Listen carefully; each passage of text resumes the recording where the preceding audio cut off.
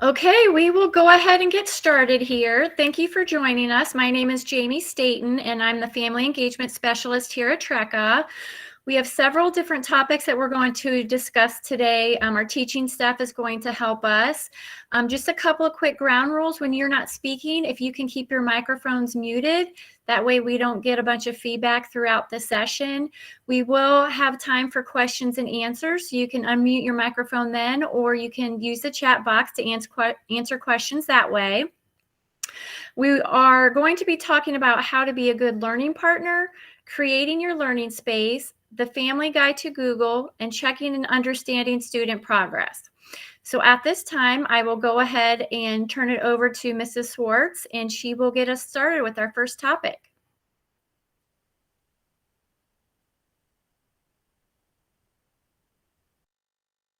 You are still muted, Mrs. Swartz.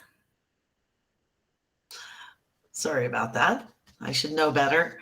But my name is Mrs. Swartz, and I teach ninth grade English at TRECA.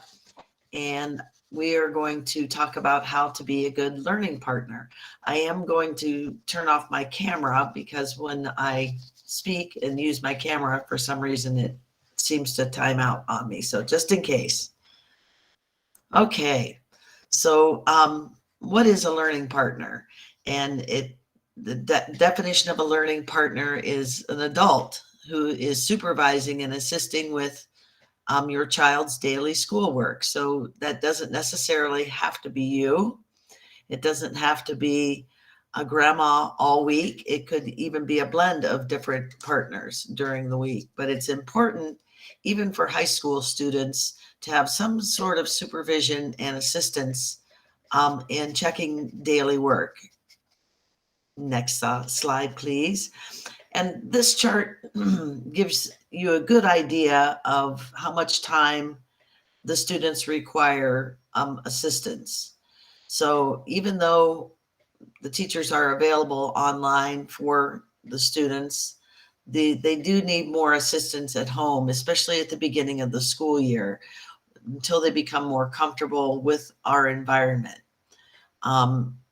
If you start out strong, the learning partners, and work with the students with these hours suggested, you'll see the child's independence increase as the school year goes on.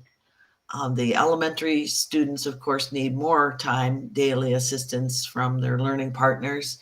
And as you can see, it gets less and less. But still, the high school requires about 2 hours per school day of assistance, especially at the beginning of the year. Next slide, please. So these are some really good points on ways to assist your child. Set a daily schedule. That one is super important with the student to ensure that the time requirements are met.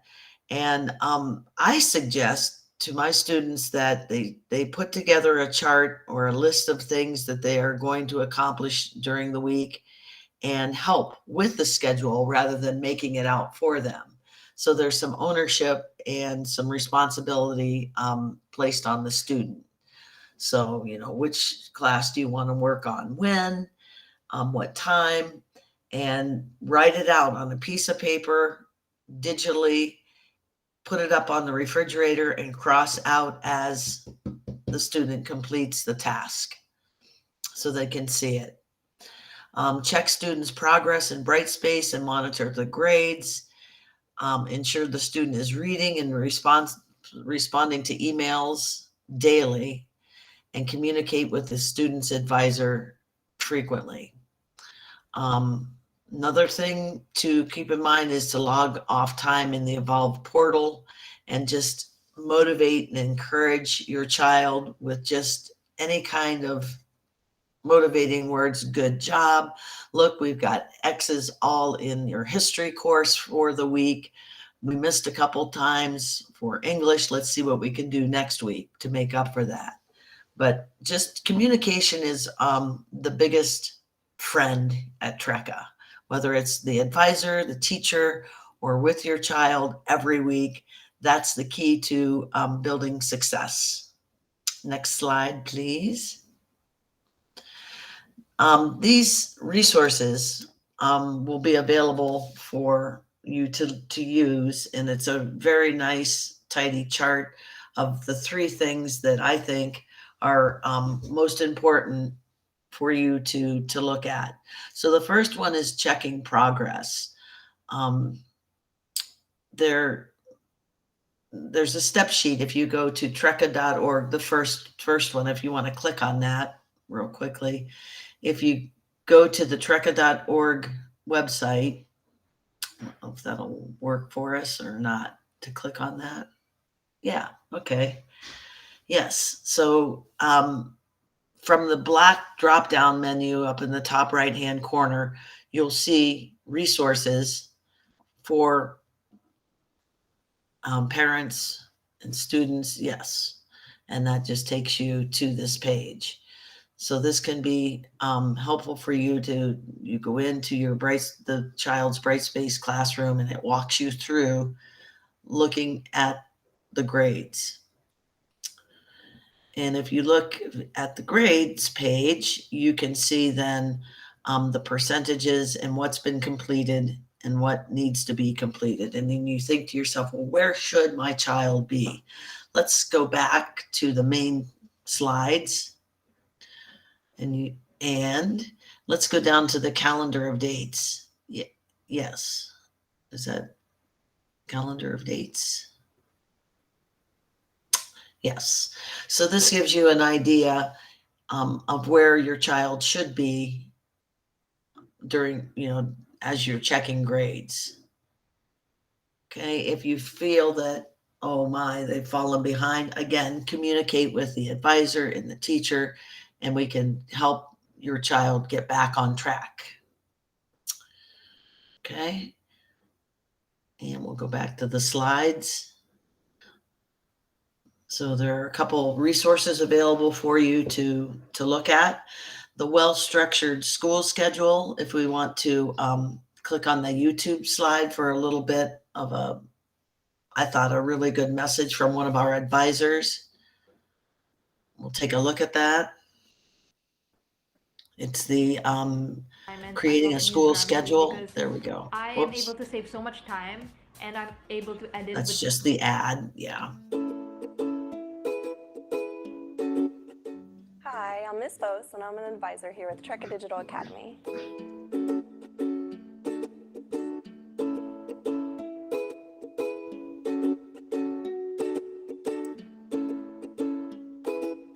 One exciting aspect of the virtual online learning environment is you get to manage your workday, and this means creating a schedule that works best for you. Just like students in a traditional school, students here at Trecca learn best when they have a well-structured schedule.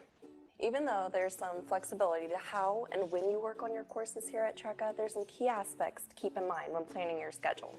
Remember, all students are required to log 5 hours and 15 minutes daily, and a minimum of 26 hours per week.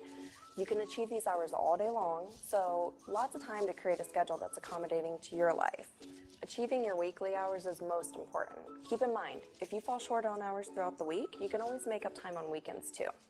Even though you have some flexibility in how and when you do your classes here at Trecca, it's important to keep some key aspects in mind when planning your schedule. Also, if you fall short on hours throughout the week, you can always make up that time on the weekends as well.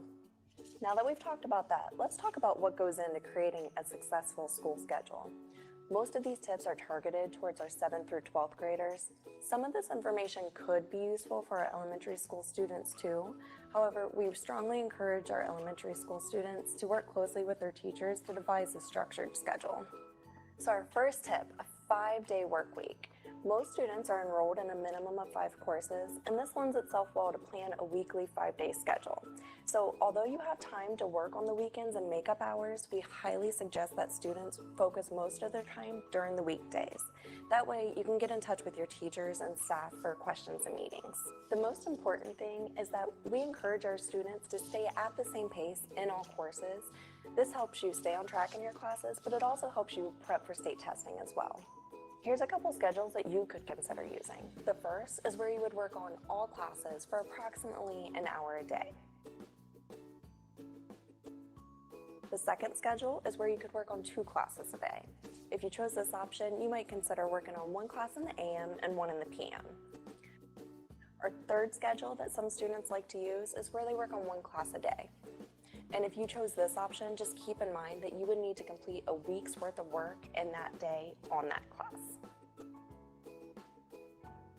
We understand that life for our online learners is subject to change from day to day. These schedules, they're just suggested to promote success and structure, but they're not definite. You can always adjust your schedule to what works best for you. Second tip, think about your classes. For the classes that may be a little bit more difficult, we encourage you to work on those when your learning partner is home and you might be able to get a little bit more assistance. Also, we encourage you to work on those during the weekdays when staff's available for questions and meetings. For classes that are a little bit easier, you could plan to work on those more independently without much assistance from your parents or staff members. Third tip, block out time for breaks. It's so important for our students to re-energize their brains and take time for breathers. It makes your workday so much more manageable. Fourth tip, be adaptable. It may take some time to adjust to the schedule that you choose. It's all about finding your groove and what works best for you. Remember, you're not alone in this. Talk with your parents and plan a schedule that works best for your life. Your advisor is another good person that you can contact, and we can help you plan out a good school schedule.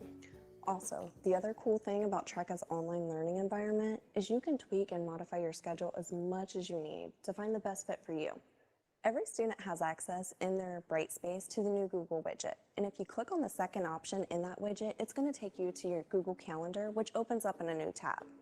The neat thing about the Google Calendar is this is where you can input that planned schedule. It's an easy drag and drop feature for the time slots. Just plot out the time you choose to start your day and place your classes in the order you want to work on them. Once you create the time slot, just enter the class name for the title. In this example, you'll want to choose repeat every weekday.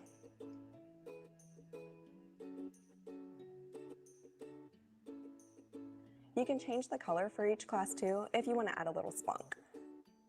Then just simply click Save. You will see that the class pops up on your calendar for Monday through Friday at the desired time that you chose. Do these same steps for the rest of the courses on your schedule, and be sure to map out some time for lunch and breaks too. Setting a schedule can help you be more successful on a daily basis in the online learning environment. The Google Calendar is a great tool also to help keep you more accountable and more productive. If you have any questions about using your Google Calendar or creating a schedule that works best for you, contact us. We'll be happy to help you. What schedule do you find best? Let us know. Okay, thank you.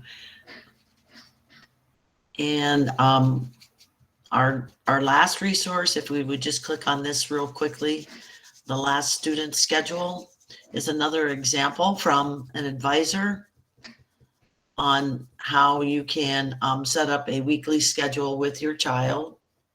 It's a little simpler, but there are so many different options. The key to being a good learning partner is, again, communication and follow-up. Okay, and let's go to the next slide, which I think is our next topic.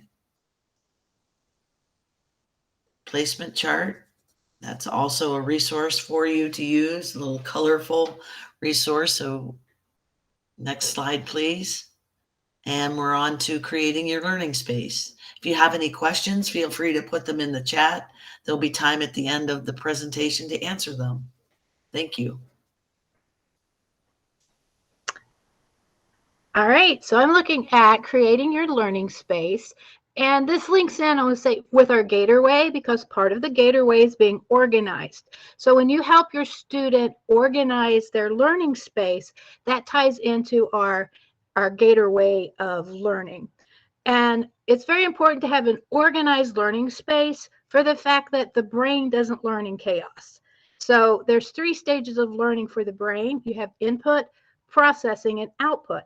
The processing will not take place if there's so much stimulation around that the student's not getting anything. So if he's hearing the TV and people talking and the garbage bin outside, just everything going on while they're trying to focus on a certain lesson, they're not going to learn it. They may go over the information, but it's getting that processing all correct all over the place, and they're not actually learning. So it's very important to make sure that you have a space that's set aside every day for your student to learn.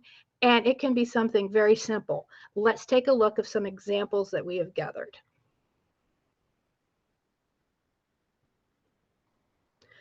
So this is what the students that we had asked last year, what are some things that they do to make sure they have a productive learning environment? So one was they feel that they could be productive. They need absolute silence and no distractions with frequent breaks. So once again, it goes back to that schedule that we just talked about. Schedule those breaks in, because after a while, your brain shuts down and it's like, oh, I'm tired. So breaks are highly, highly important. Sticky notes. I'm a sticky note queen.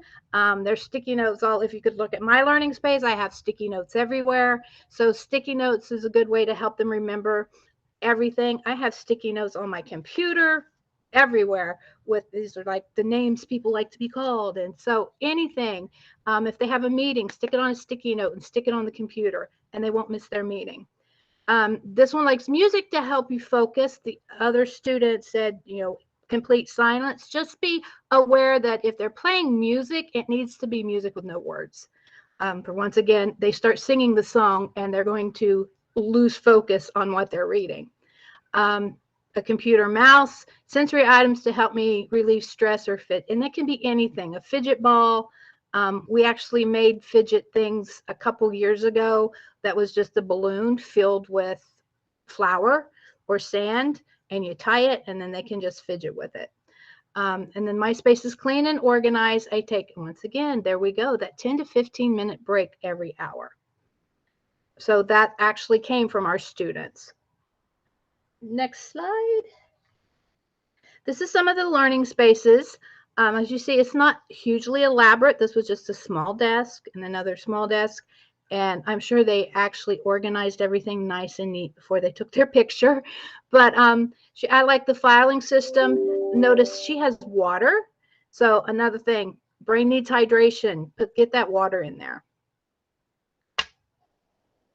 Our next one, here's a couple others. And as you see, this one, I think this first one was a student that had siblings as well. So this was their learning space that they set up in their living room, and everyone had their own little station.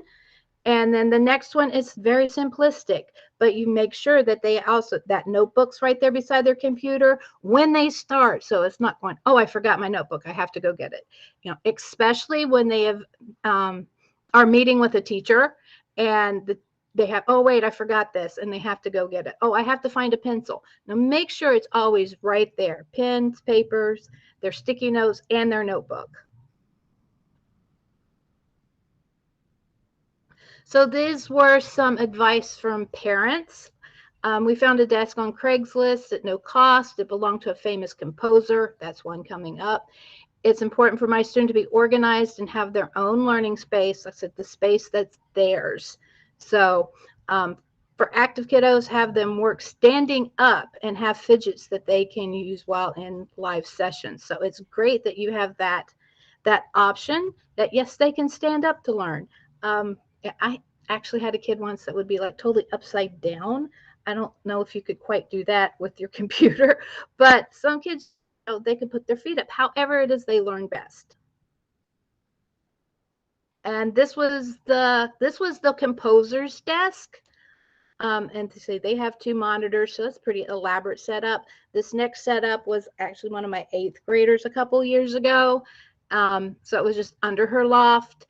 And she said when she would turn around and play the keyboard if she needed a break.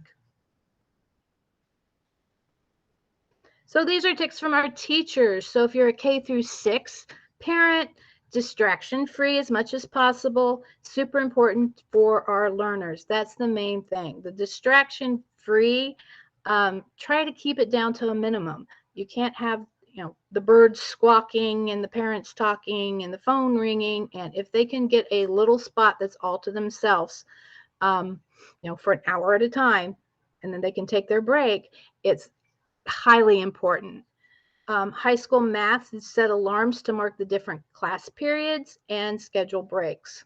If you haven't got the message that scheduling breaks is highly important, schedule those breaks. And I do like to set the alarms because it kind of, once again, the brain likes that consistency. So the alarm goes off, oh, take my break. It's kind of like switching classes in high school or middle school. There's a reason for that. It gives them that break for a few minutes as they get to the next class. So I always tell mine, stand up, walk into the next room, go get a drink of water, come back and sit back down and do your next class.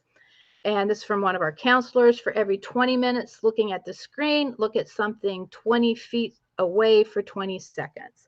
There's also something they can do called a figure 8. You just take their fingers, interlock, have the X, and just trace with a figure 8.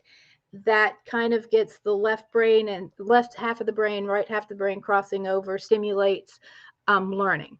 So take a break, because that's a lot of stress on the eyes to sit there and read on the screen for a whole hour. So they need to just take those frequent breaks. This was a very simplistic one on the left. It was just actually a cardboard box that set and made up, so it was kind of in their little cubbies. There's another one that did the same thing with a little cubby. This was at a kitchen table because that's the only place they had to work. But she did a kitchen table, set it up with the little cubbies, and had a place to stick their sticky notes, and the schedule was on the side. So it made a nice little learning environment that was all theirs, even though they were in a major part of the house. But once again, you also have to make sure there's not a lot of traffic area walking through there. So if it's in the kitchen, if your kitchen's set aside, let them sit in the kitchen and learn. That's fine. Don't be cooking dinner while they're trying to sit and learn and having people walk through with everything while they're sitting to learn. It really needs to be a place where they can just focus on the job at hand. Some more tips from teachers. A workspace near a window can offer a few minutes of relief by focusing on scenery and action outside, as long as there's not too much action outside and that's all they focus on all day.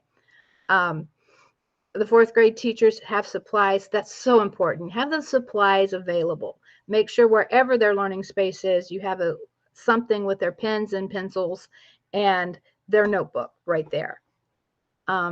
Intervention specialists said little to no clutter around the workspace. Physical clutter means mental clutter because their mind's going everywhere. Once again, the brain's connections are kind of scattered everywhere and we don't have a clear learning path.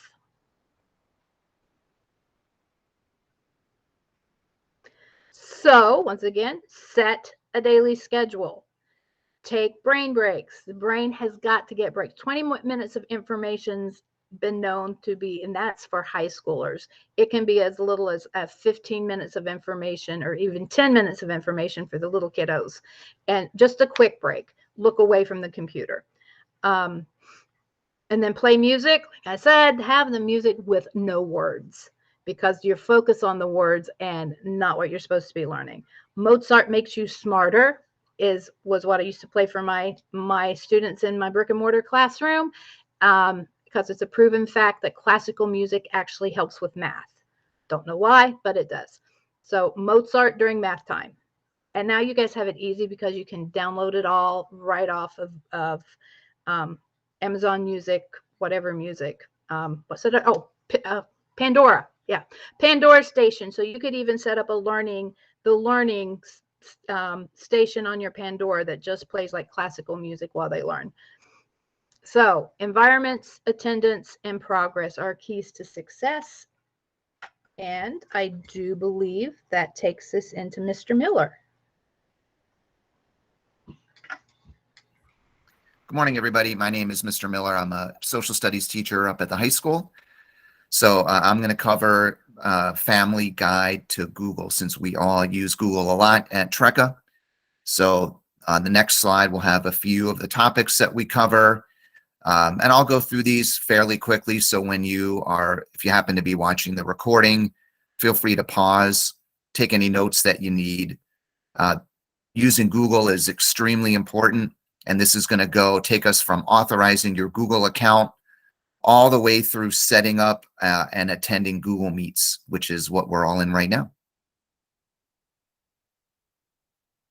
So the first is authorizing your Google account. A lot of you that are watching here live, or if you're watching the recording, you probably have done this already. The way that you can tell if you or your student have not done this is over on the right-hand side or the left-hand side of this slide, you'll see a box that says Google Apps with a blue authorize button. As a teacher, when I'm impersonating students and looking to see their progress, every once in a while, I'll have a student that hasn't authorized their Google account. So I'll send them an email, or I'll send their advisor an email to make sure that they authorize it. This slide goes over the 3 steps that you need to take to authorize your Google account. If you're watching this and you want to see whether your student has done it, I would ask them to log in, go and double check to make sure that they've authorized their account. Again, these are the 3 steps that you'll have to take to authorize. And I think the next slide will show you what it looks like. There's a couple more things. Of course, you have to give Google and Brightspace permissions, just like any other thing that you link up with Google or on the internet. You want to make sure you have your Brightspace password and username available. You'll have to click accept in number 5.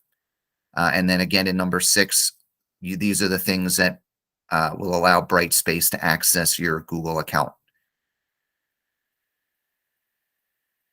As a side note, make sure that you're using your Trecca Google account. Sometimes I know in some of my high school classes, there'll be a little bit of a disconnect because the student is using their personal Google account, which happens. If you have 2 or 3 accounts, you might be signed into 1 or 2 already for Google. So you want to make sure that your student, when they're logging on, pulls up their Trecca Google account so there's not any confusion. So this is accessing Gmail or your Google Mail. Over on the left-hand side in that small red box, you'll see access to upcoming events, which I think Ms. Swartz covered with a way to add a schedule, different schedules to your Google Calendar. And then over on the right is your unread mail.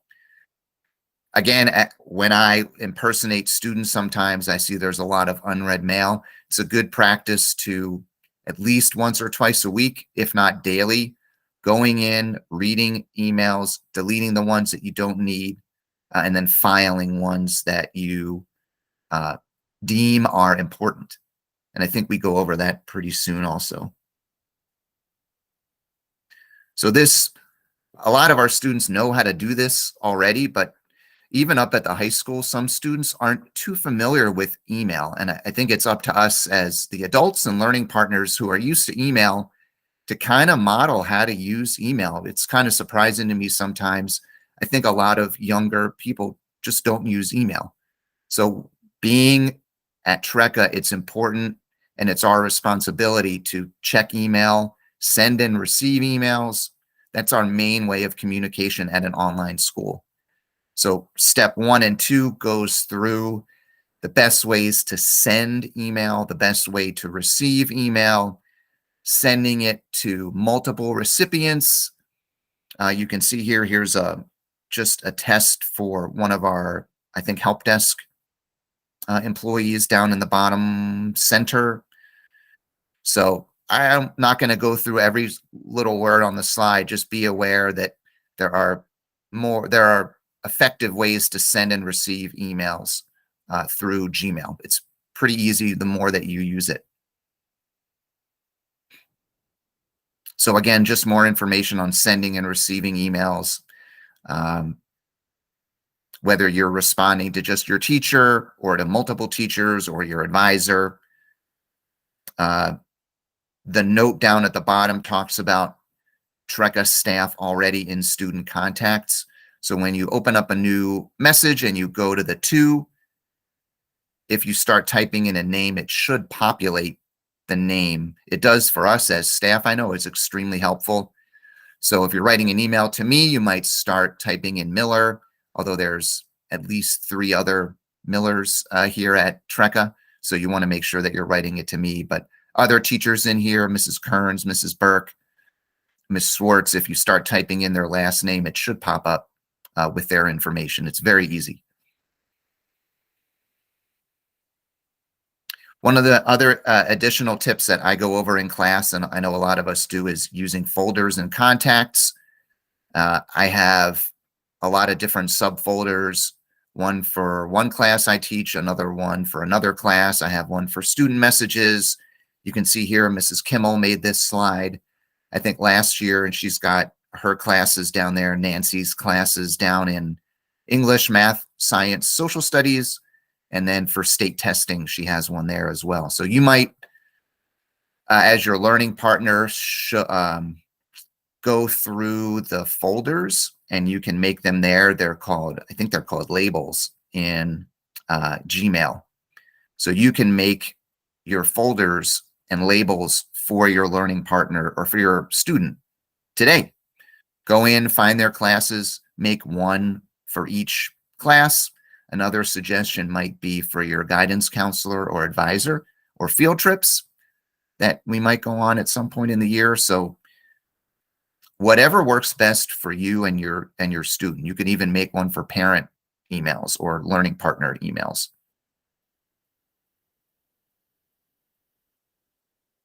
Here's some additional information in the email part, just using contacts to start an email. You can remember the waffle, which is usually up in the top right corner. It's usually like a 9-dotted square. People call it different things. We tend to call it the waffle. So you can create mail using contacts. That's just another way to email people. You can see here, Mrs. Kimmel is down in the bottom right. We use that as an example for just starting an email using your contacts. Just another way to make it easier.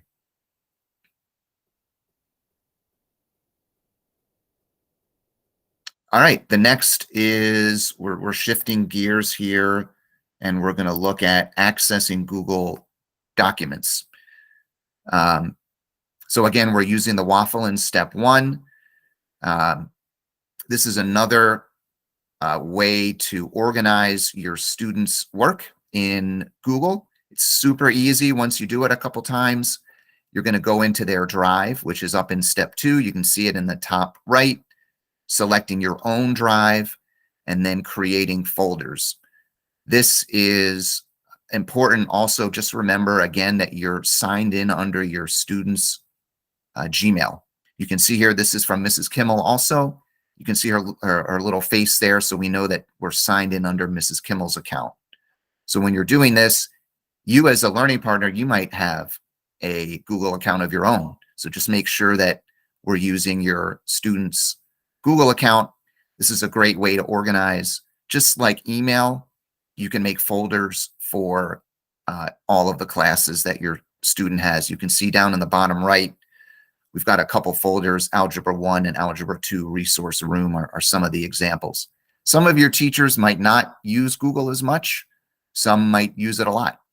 So I would say a best practice, and I'm sure everybody in here would agree, just go in at the beginning of the year, make folders for each of your classes. It's easy.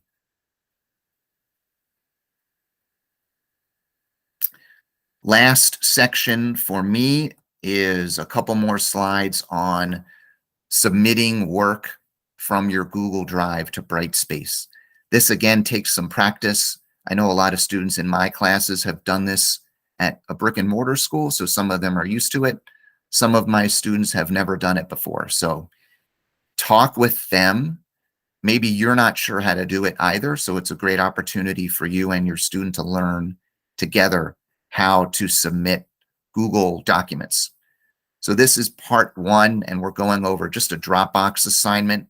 The one thing that gets a little bit confusing is how to share it. So every teacher does it a little bit differently. You can see the note down in the bottom left. So it's a good idea to make sure to check with your teacher. A lot of us also have personalized videos in our class that go over how to submit Google Docs. So this one here, you'll see there's a blue share button, and then you want to copy the link down. You can see it in the bottom right. And you want to make sure that the language down there matches. Certain assignments will have different language. So again, just make sure that you're checking with your teachers or with your students' teachers on how they want them to submit a Google Doc.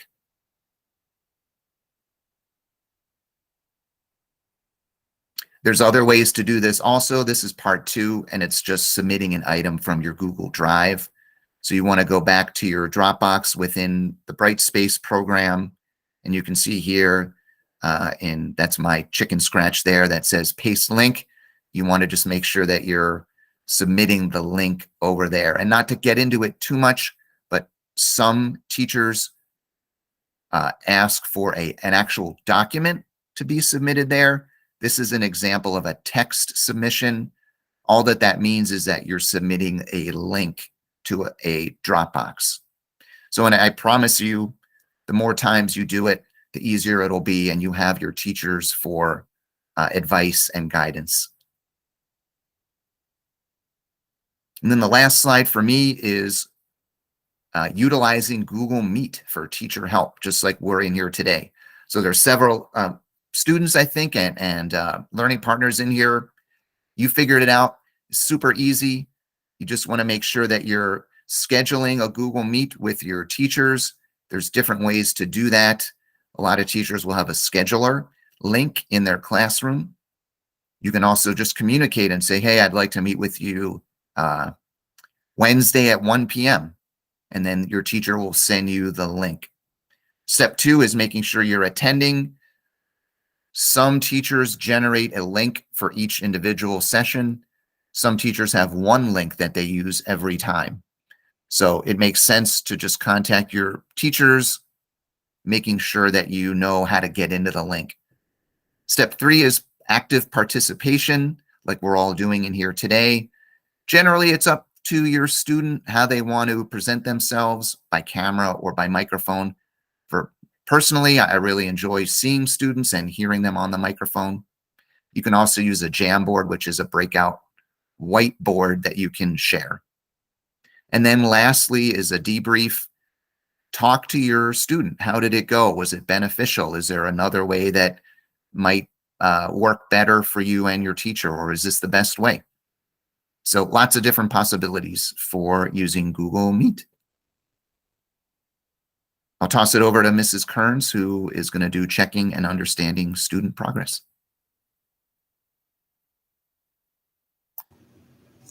Hello, my name is Mrs. Kearns. I am one of the math teachers here at TRECA, the secondary ed math teachers. I'm going to go over checking and understanding your students' progress. So we've already learned how, part of your role is to make sure there's a workspace and make sure that workspace contains an organized calendar, and make sure that computer contains an organized Google Drive and email and such. This is how, the last component, this is how you can make sure your child's doing their work. So we've learned how to set everything up. This is how you're going to make sure that everything keeps moving forward. So I do have a couple links here, and I will just go over them. The first one is going to take you right to our TRECA page. If you could click that, please. Thank you. So this is great. It's our help desk page. So if you have questions, you can submit tickets here. But if you have any questions in anything else, like Brightspace, the Evolve portal, the iPhone, whatever you need, it's all on this page. This page is fabulous.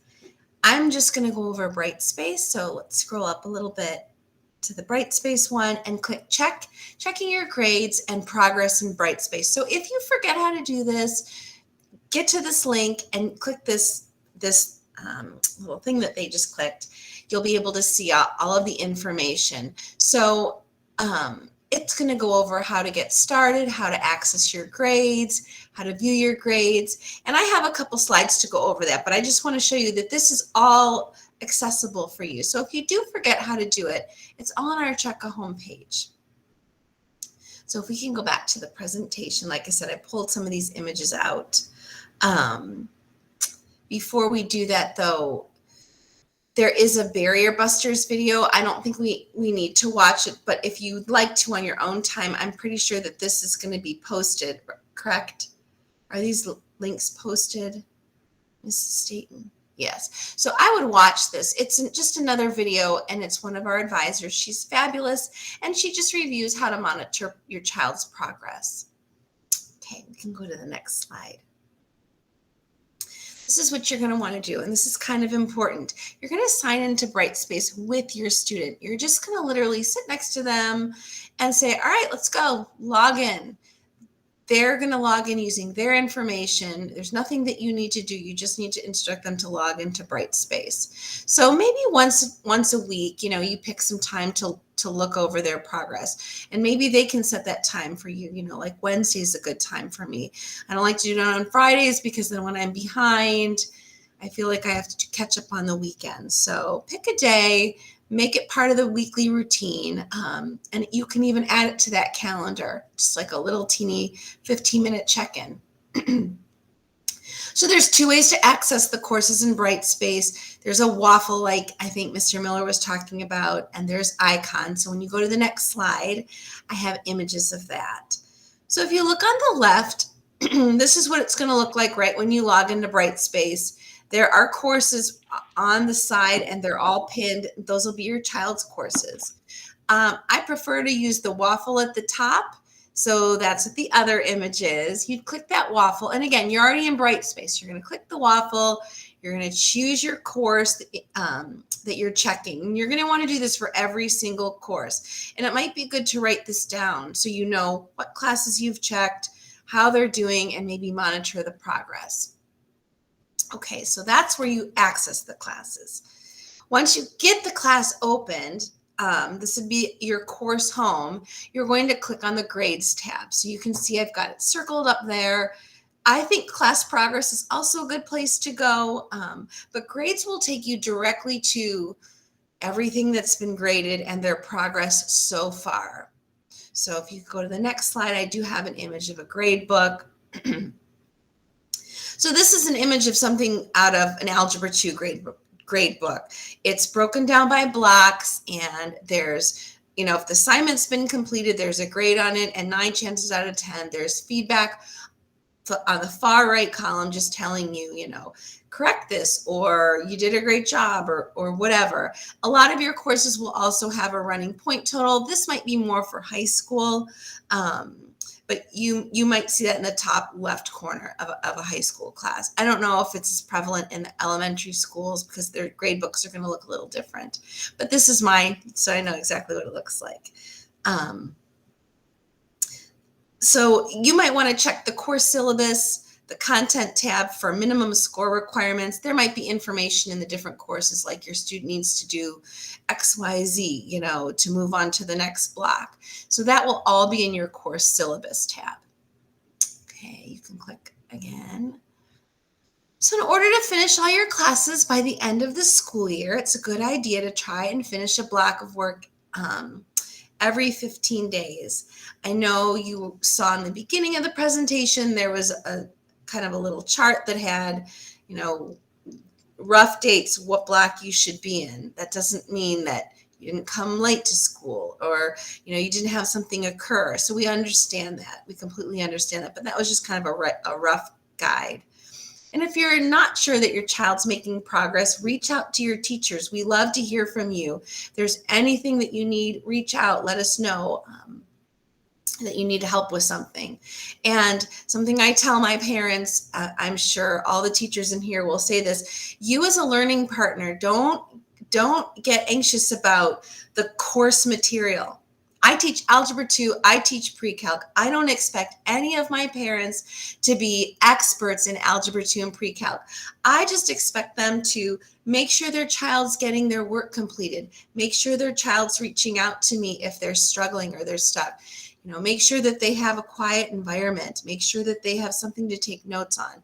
That's all that I think of when I think of the learning partners for my students. I don't expect them to be able to remember how to factor or all those other awful words that give you math anxiety when you hear them. So yeah, that's pretty much it. That wraps it up.